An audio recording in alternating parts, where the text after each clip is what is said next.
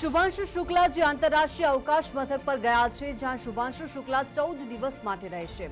તે આઈએસએસ એટલે કે આંતરરાષ્ટ્રીય અવકાશ મથક આખરે શું છે, કેવી રીતે ત્યાં કામ થાય છે, જાણીશું આજના જાણવા જેવામાં। નમસ્કાર, હું છું દીપિકા। આંતરરાષ્ટ્રીય અવકાશ મથક આ એક સ્ટેશન અવકાશમાં બનાવવામાં આવ્યું છે, જ્યાં કોઈ જઈ શકે છે, રહી શકે છે, એટલે કે તે સ્થિર મથક નથી। તે પૃથ્વીના ઉપગ્રહની જેમ ફરતું રહે છે। તેથી તમે કહી શકો છો કે તે એક ઉપગ્રહ છે।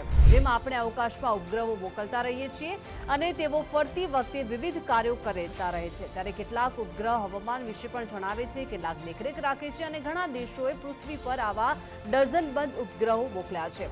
ફક્ત આને આંતરરાષ્ટ્રીય અવકાશ મથકને એક મોટો ઉપગ્રહ માની શકાય। આ સ્ટેશન ખૂબ મોટું છે। તે અવકાશમાં ફૂટબોલ મેદાન જેટલું મોટું માની શકાય। તેની પહોળાઈ 350 ફૂટથી વધુ છે। તેનામાં 7 લોકો માટે સૂવાની જગ્યા છે, 7 શયનખંડ છે, 2 બાથરૂમ છે, એક જીમ છે અને એક ડ્રોઈંગ રૂમ જેવી મોટી બારી જેવો ભાગ છે, જેમાંથી પૃથ્વી જોઈ શકાય છે। આ જગ્યાને કુપોલા કહેવામાં આવે છે। આ આંતરરાષ્ટ્રીય અવકાશ મથકમાં લગભગ 1 એકર વિસ્તારમાં સોલાર પેનલ લગાવવામાં આવ્યા છે।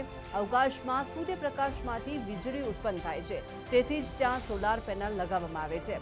અવકાશમાં વજન પૃથ્વી જેવું નથી, બધું તરતું રહે છે, તેથી વજનની ગણતરી પૃથ્વી જેવી નથી।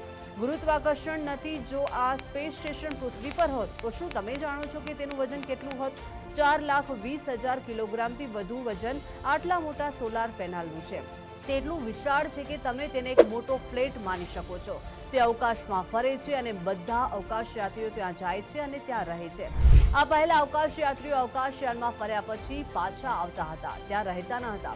જ્યારે રાકેશ શર્મા 1984માં ગયા હતા અને ત્યારે તેઓ અવકાશયાનમાં જ હતા અને પછી તેમનું કેપ્સ્યુલ પાછું આવ્યું। ત્યાં રહેવા માટે કોઈ સિસ્ટમ ન હતી, તો પછી તેઓએ આખા સ્ટેશનને પૃથ્વીની ઉપર અવકાશમાં કેવી રીતે મોકલ્યું? અને આ વાસ્તવિક છે કે તે સંપૂર્ણપણે બનાવવામાં આવ્યું ન હતું અને ઉપર મોકલવામાં આવ્યું ન હતું। તેને ટુકડાઓમાં મોકલવામાં આવ્યું હતું અને એસેમ્બલ કરવામાં આવ્યું હતું। 1998થી તે ત્યાં થોડું કરીને બનાવવામાં આવી રહ્યું હતું। તે મોડ્યુલર સિસ્ટમથી બનેલું છે।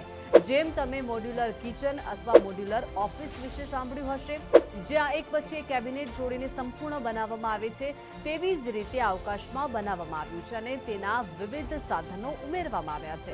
તો કયા દેશે તેને બનાવ્યું છે? તો કોઈ એક દેશનું સ્ટેશન નથી। તે યુરોપની અવકાશ એજન્સી અને અમેરિકાની નાસા, રશિયા, કેનેડા અને જાપાન દ્વારા સંયુક્ત રીતે બનાવવામાં આવ્યું હતું। અમેરિકાની નાસા ત્યાંની એજન્સીઓને ચલાવવા માટે દર વર્ષે $300 કરોડ ખર્ચ કરે છે, એટલે કે દર વર્ષે 25,000 કરોડ। ઘણા દેશોના અવકાશયાત્રીઓ ત્યાં ગયા છે। જે દેશ પૈસા ચૂકવે છે તેને તે રકમ મુજબ સમય આપવામાં આવે છે, એટલે કે એક રીતે તેને ત્યાં હોટેલ બનાવવામાં આવી છે। જે કોઈ બુકિંગ કરે છે, ભાડું ચૂકવે છે, તેને તેટલા દિવસો માટે ભાડે મળે છે। અમેરિકા સૌથી વધુ ખર્ચ કરે છે, તેથી તેના અવકાશયાત્રીઓ સૌથી વધુ જાય છે। આ એક્સિયમ કંપની ત્યાં પોતાનું સ્પેસ સ્ટેશન બનાવવા જઈ રહી છે, કારણ કે આ આઈએસએસ ફક્ત 2030 સુધી જ છે। તે પછી તેને નિવૃત્ત કરવાની યોજના છે। ચીન પૃથ્વી પર પોતાનું સ્ટેશન બનાવી રહ્યું છે અને રશિયા પોતાનું સ્ટેશન બનાવી રહ્યું છે। સાથે સાથે ભારત પણ પોતાનું સ્પેસ સ્ટેશન બનાવવાની યોજના ધરાવે છે। શું તમે જાણો છો કે તે ફરતી વખતે તમે તેને જોઈ શકો છો? તે આકાશમાં દેખાય છે। જો તે તમારા વિસ્તારથી ઉપર હોય તો તે સવારે દિવસ ઉગે ત્યારે અને સાંજે જ્યારે રાત થવાના સમય જોઈ શકાય છે। જો તમે તપાસવા માંગતા હો તો તમારા વિસ્તાર ઉપર ક્યારે આવશે, તો નાસા પાસે એક મોબાઈલ એપ્લિકેશન પણ છે। એપ્લિકેશનનું નામ છે સ્પોટ ધ સ્ટેશન।